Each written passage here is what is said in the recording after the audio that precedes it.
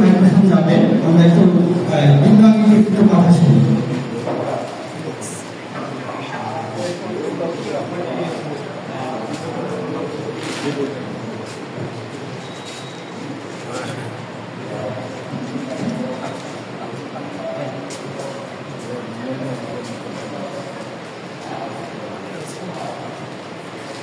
ধরা যাবে না, ছোঁয়া যাবে না, বলা যাবে না কথা, রক্ত দিয়ে কেনা কেমন স্বাধীন। গত 54 বছর এই কথাটির যথার্থতা একটু মনে। প্রতিবারই রক্ত দিই, প্রতিবারই আমরা পথপ্রস্ত। নিয়ন্ত্রণ বোমা বুঝে, মানুষ বুঝে, মানুষ সব বুঝে, মানুষকে বুঝে। ছড়াকার আবু সালে এবং গেলাম হাফিজের এই যে দুটা কথা তাদের পক্ষে শুনবে। একজন কবি, তিনি রাষ্ট্রের স্বপ্নদর্শী। অত্যন্ত দুঃখের বিষয়, বাংলাদেশ বলে এখানে কবিরা হচ্ছে সবচেয়ে দুর্বল প্রজাতির প্রাণী। সমাজে কবি মানে মাঝে মাঝে আধা পাগল টাইপের মানুষ। সাহিত্যিক মানে হচ্ছে নেই কাজ তো খৈবাস, তার কোনো কাজ নাই, কাগজ কলম নিয়ে বসে থাকবে, দু চার কথা লিখবে, এই হচ্ছে সাহিত্যিকের পরিচয় সমাজে। আপনি যদি কোনো কারণে রবীন্দ্রনাথ, নজরুল কিংবা হেলাল হাফিজ কিংবা মহাদেব শাহ হয়ে যান, তখন আপনার ডাক পড়বে, আসেন, ক্রেস্ট নিয়ে যান, সম্মাননা নিয়ে যান। আমরা যাদেরকে সম্মাননা দিচ্ছি, যাদেরকে বিভিন্নভাবে বিভিন্ন অনুষ্ঠানে শ্রদ্ধা করে স্মরণ করছি, অত্যন্ত দুঃখের সাথে বলতে হয় তাদের মানে কিছু মানুষ ছাড়া তাদের কোনো নেতার সাথে আমরা পরিচিত।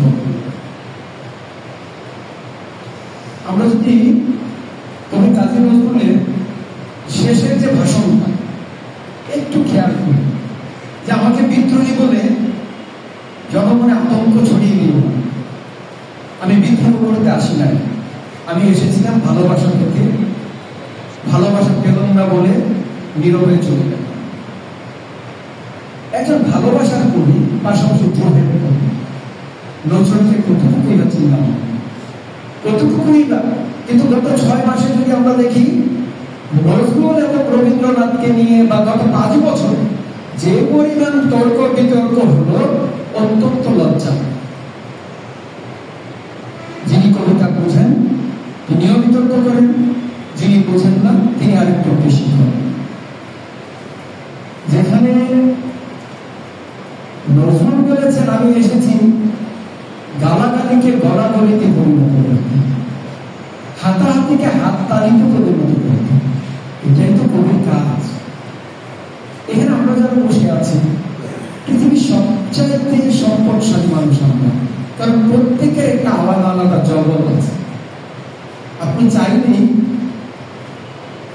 যে আমি তারায় তারায় রটিয়ে দেব তুমি আমার, আমার মন প্রিয়া হবে সুরানি দেব কৃপায় তারায় ফিরে।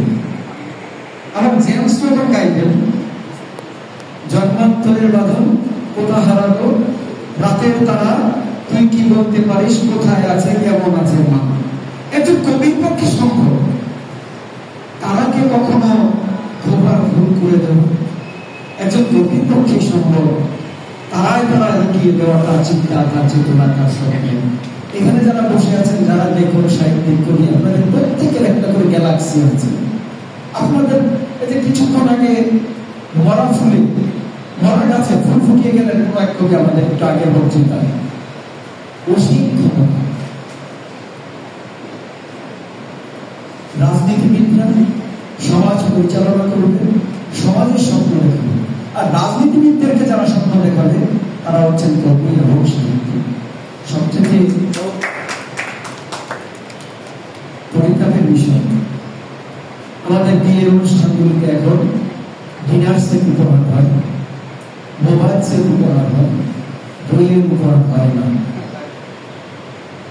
সবচেয়ে দুঃখের বিষয়, আমরা প্রত্যেকে সবাইকে এত উপহার দেই, উপদেশ দেই, পাশাপাশি উপহাস করি।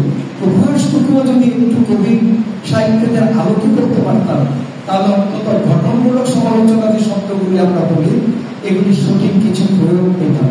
আমাদের বিতর্ক অত্যন্ত কাঁচা হয়ে গিয়েছে। সমাজে বলেছিলেন যে আমরা মাঝে মধ্যে আমার লেখায় নাকি কিছু সূক্ষ্ম খোঁজা অনুভব করেন, তাই ওনার চাপড়া এখনো অনেকখানি নরম আছে। এই সমাজে নরম চাপড়া নিয়ে কতক্ষণ চলতে পারবেন জানি না, বাট সমাজ ঘোরাতে চাপড়া বড় গন্ডারে হয়ে গিয়েছে। আমরা এই সূক্ষ্ম আবেগ অনুভূতির জায়গাগুলো অনেক আগে অনেক পিছনে ফেলে চলে এসেছি। এখন আমরা ফেসবুকে তর্কের দিকে যাব। তর্ক কিন্তু আগেও হয়েছে।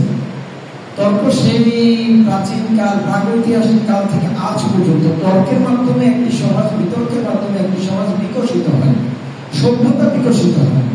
বিতর্ক যেদিন বন্ধ হয়ে যাবে, সভ্যতার চাকা সেদিনই বন্ধ হয়ে যাবে।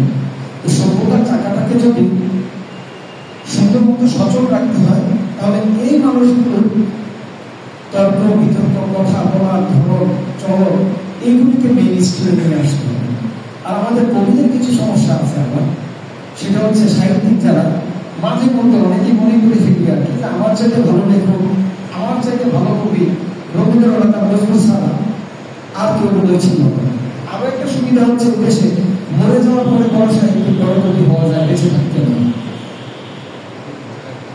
আল্লাহ কিছুদিন আগে একটা পুরস্কার তৈরি, ভদ্রলোক, পুরা মানুষ, পুরস্কারটা যদি মেডেল বা ক্রিস্টা খুব ইয়ে হয়, ওজনদার হয়, হয়তো নিজে হাতে করে বাড়ি পর্যন্ত নিতে পারবে না, অ্যাসিস্ট্যান্ট লাগবে।